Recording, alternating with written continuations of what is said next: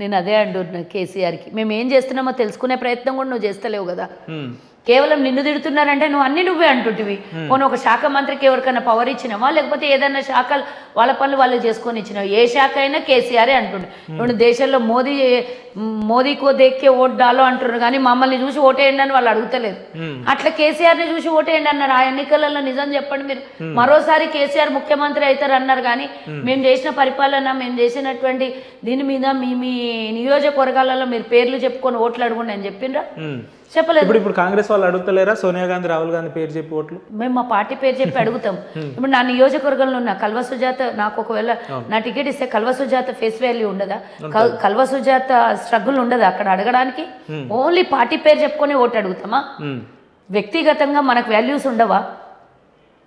ఎందుకు మరి లీడర్ అనేవాడు ఎందుకు? అక్క నా స్ట్రేట్ క్వశ్చన్ ఒకటే ఒక క్వశ్చన్, దాని మీద మనం ముందుకు రేవంత్ రెడ్డి గారు ముఖ్యమంత్రి గారు ఒకటే ఒక మాట అన్నారు, ఏమని, మేము వచ్చిన 100 రోజుల్లో 6 గ్యారెంటీ ఇంప్లిమెంట్ చేస్తామన్నారు.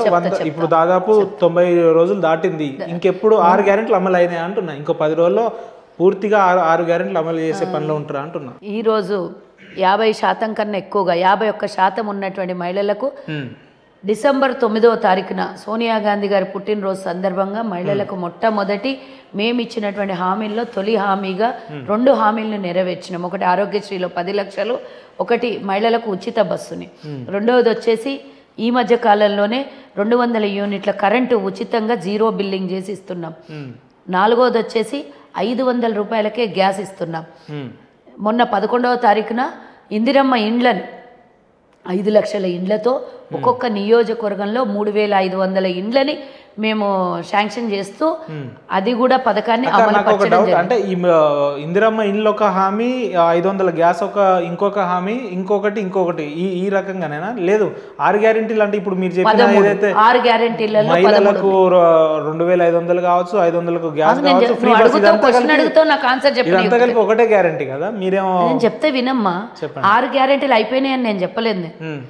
1 by 1 చెప్తున్నా. నువ్వు అన్నట్టు 6 గ్యారెంటీలలో 13 పథకాలు ఉన్నాయి.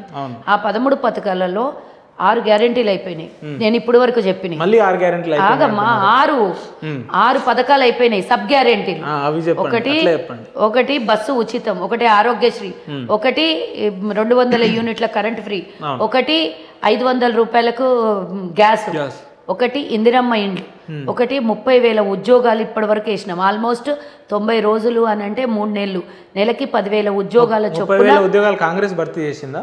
మీరు చేసిండ్రా? అంటే అట్లా కేసీఆర్ చేసిండా? నోటిఫికేషన్ ఎప్పుడు వేసిరా ఉద్యోగాలు? ఎవరు నోటిఫికేషన్ వేస్తే ఏంది ఉద్యోగాల భర్తీ? నేను ఈరోజు చెప్తున్నా మేము ఏదైతే నర్సులకు 11,000 మందికి అపాయింట్ చేసినామో, పోయిన సంవత్సరం ఏప్రిల్లో నోటిఫికేషన్ విడుదలైతే ఇప్పుడు ఏ సంవత్సరంలో ఉన్నాం మనం? 23వ సంవత్సరం 24 ఏప్రిల్లో అయితే మరి నువ్వు గుడిగాడిది పళ్ళు దోమినావు, ఎందుకు అపాయింట్ చేయలేదు? ఎందుకు ఉద్యోగాల భర్తీ చేయలేదు? అంటే నువ్వు నోటిఫికేషన్ వేసి ఖాళీగా కూర్చొని శాఖ అట్లనే పెట్టుకొని కూర్చుంటావు. ఉద్యోగాలు వద్దు, వాళ్ళకి ఏజ్ బార్ అయిపోతుంది, వాళ్ళ జీవితంలో సంవత్సరం వాళ్ళ రిటైర్మెంట్ ఏజ్ తగ్గిపోతుంటది. ఉద్యోగాలు ఇచ్చినామని చెప్పండి, బాగుంటుంది వినడానికి, కానీ ఉద్యోగాలు వేసినామని చెప్పకండి. ఎందుకంటే నువ్వు వినడం లోపమని ఉండాలి. కేసీఆర్ తో సాహసం చేసే వల్ల నన్ను అదే అయ్యి ఉండాలి నీకు. నేను ఒకటి చెప్తున్నా, ఎందుకంటే గత ప్రభుత్వం 10 ఏళ్ళు పరిపాలించిన తర్వాత మనకు బ్రెయిన్లో అంతా అదే ఉంది కదా. అట్లనే అంటే వాళ్ళు చేసిందే కరెక్ట్ అనేది కూడా ఆలోచనలు ఉంటాయి. అందుకనే ఉద్యోగాల భర్తీ అన్న, ఉద్యోగాల భర్తీ 30,000 నోటిఫికేషన్లు అనలేదు, ఉద్యోగాల భర్తీ చేసినామన్న 30,000 ప్లస్. ఇప్పుడు 11,500 డిఎస్సి ఉద్యోగాలకు నోటిఫికేషన్ వేసినాం. అదే ఐపీఎస్ గ్రూప్ 1కి 564 ఉద్యోగాలకు నోటిఫికేషన్ విడుదల చేసినాం. కేసీఆర్ 10 ఏళ్లలో ఎన్నడన్నా గ్రూప్ 1 ఎగ్జామ్స్ పెట్టిందంటే లీకేజ్, పేపర్ లీకులు. కొత్త బిల్డింగ్ కడితే కూడా కనీసం ఒక 10 ఏళ్ళు ఉంటుంది పైప్ లీకేజ్ కాకుండా. కానీ ఆయన కొత్త పరిపాలనలో ప్రతిసారి పేపర్ లీకులు. ఏందనాలి? ఇప్పుడు 6 అయిపోయినాయా? 7వ మహిళలకు చూసినామా? అసలు మేము అది గ్యారంటీలలో రాయలేదు. అయినా 1,00,000 మందితో మహిళలకి మొన్న ఒక్కొక్క గ్రామానికి 1 కోటి రూపాయలు. మీరు అడిగినరా? అది మీరు అడగలేదు కదా. అదనంగా ఇచ్చేదే కాంగ్రెస్. లక్ష మందితో ఇవ్వబోతున్నారు రాబోయే రోజుల్లో. ఇంకా ఇస్తాం. వాళ్ళ పేదల కోసమే కదా పార్టీ. ఏమన్నా మా ఇంట్లోకి వెళ్ళి తెచ్చి పెడుతున్నామా? ప్రజలు కట్టిన ట్యాక్స్ తోని ప్రభుత్వంకి వచ్చినటువంటి ఆదాయంతో మళ్ళీ ప్రజల్ని ప్రజాస్వామ్యాన్ని నడిపిస్తాం. అంతేగాని అవేమి రేవంత్ రెడ్డివి కాదు, కల్వ సుజాతది కాదు, కాంగ్రెస్ పార్టీ పైసలు కావు. కేవలం మేము యజమానులం కాము, సేవకులం మాత్రమే. అది గుర్తుంచుకోవాలి. కేసీఆర్ ఏమో మోనోపోలి, నేనే గడిల దొర, నేనే పరిపాలన చేస్తా, కేసీఆర్ మరోసారి ముఖ్యమంత్రి అవుతాడు అనే మాట ఎవ్వరు చెప్పలేదు. మా దాంట్లో చెప్పరు కూడా. ముఖ్యమంత్రి రేవంత్ రెడ్డి గారు మాట్లాడుతూ నేను ఒకవేళ పార్టీలో ఆహ్వానించాలని గేట్లు తెరిస్తే ఒక్కరు కూడా ఉండరు బీఆర్ఎస్ లో అని అన్నారు. బరాబర్ ఇదే మాటకు బీఆర్ఎస్ వాళ్ళు ఏమంటున్నారంటే మీరు పార్టీ గేట్లు కాదు తెరవడం, ఫస్ట్ ప్రాజెక్టుల గేట్లు తెరవండి, గేట్లు తెరవాలి, పంటలంతా నష్టపోతున్నారు రైతులు అని చెప్తున్నారు వాళ్ళు. ఎన్నేళ్ళ కాంగ్రెస్ పార్టీ వచ్చి పంటలు నష్టపోయి అదే అంటున్నా 3 నెలలకే ఇంత కరువు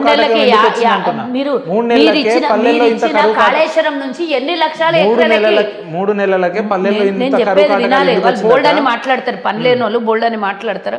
అసలు నేను వాళ్ళు మాట్లాడడానికి ఉదాహరణ తీసుకోవట్లేదు, మనం చూస్తున్నాం కదా పల్లెల్లో ఏం అడిగినావు. నేను సమాధానం చెప్తా విను. కాళేశ్వరం నుంచి 1 కోటి ఎకరాల మాగానికి నీళ్ళు అందినాయా? ఫస్ట్ ఆఫ్ ఆల్ ఆ క్వశ్చన్ అది. 1,00,000 ఎకరాలకు కూడా నీళ్ళు అందలేదు. అట్లాంటిది ఈ రోజు పొలాలు పంటలన్నీ ఎండిపోతున్నాయి అని పిచ్చి మాటలు మాట్లాడితే ఆ గేట్లు తెరిస్తే కూడా 1,00,000 ఎకరాల కన్నా నీళ్ళు ఎక్కువ పోతాయా? పోనీ ఎత్తి పోస్తే ఎన్ని హెక్టార్లకు నీరు అందుతాయి అనేది కూడా చెప్పాలి. ఎత్తి పొయ్యడం వల్ల ఎన్ని కోట్లు ఆదాయం గండిపడ్డిందో కూడా చెప్పాలి. నదిలో నుంచి ఎత్తి సముద్రంలోకి పోస్తున్న నీళ్లు మనం దాన్ని వాళ్ళు మాట్లాడిన మాటల్ని మనం కన్సిడర్ చేస్తే నిజంగా వాళ్ళు మనల్ని డైవర్షన్ చేసి మనల్ని పిచ్చోల కింద జమగడుతున్నట్టు కాదా? కాళేశ్వరం ప్రాజెక్టు ఆ మేడిగడ్డ దగ్గర ఎప్పుడైతే కుంగిపోయిందో ఆ రోజు నీళ్లు బంద్ చేసింది ఎవరు? కాంగ్రెస్ ప్రభుత్వం ఆ రోజు ఉన్నది. ఈ వాస్తవాన్ని ఎవరైనా? తప్పు అని అంటే నేను మీరు ఏం చెప్తే అదండి. ఎన్నికలకు ముందు ఆపేసి నీళ్ళన్నీ ఖాళీ చేసింది ఎవరు? మేమా? వాళ్ళ? ఎందుకు ఖాళీ చేసిండ్రు? భయం పట్టుకోనే కదా, ఆ ప్రాజెక్టు కూలిపోతుందనే భయంతోనే కదా మీరు ఆపేసారు. ఇప్పుడు దాన్ని తెరిచి లక్షలాది మంది చుట్టుపక్కల ప్రాంతాలలో నివాసం ఉంటున్న ప్రజలకి ఇబ్బంది కలిగించి వాళ్ళని కూడా చంపేద్దామనే మీరు? అంటే తెరువుండి చచ్చిపోతే మళ్ళీ ప్రభుత్వం మీద వేసేద్దాము, వాళ్ళు నీళ్ళ అయితే పొలాలన్నా కొట్టుకొని పోవాలి, లేకపోతే ఆ చుట్టుపక్కల నివాసం ఉంటున్న కుటుంబీకుల ఇండ్లన్నా కొట్టుకోవాలి. మీకు అదే కావాల్సింది. దానికోసమే తెరవమంటుండ్రు. అవి కొట్టుకపోయినా పర్వాలేదు, పిల్లర్లు కూలిపోయినా పర్వాలేదు, కానీ ప్రజలకు నష్టం జరగాలి, ప్రభుత్వం మీద బ్లేమ్ రావాలి. వాళ్ళకి అదే కదా కావాల్సింది. మేము అడుగుతున్నాం. మొన్న పోయి మేము ఆడనే ఉంటాం, ఆడనే చేస్తాం అని అంటే నేను నా వీడియోలు చూడొచ్చు. మీరు 3 రోజులైనా ఉంటాం అన్నాడు. 3 గంటలు కూడా ఉండకపోయారు, వచ్చేసారు. ఏం చేసి వచ్చిండ్రు? మేడిగడ్డకు పోయి ఏం చేసేసి వచ్చిండ్రు?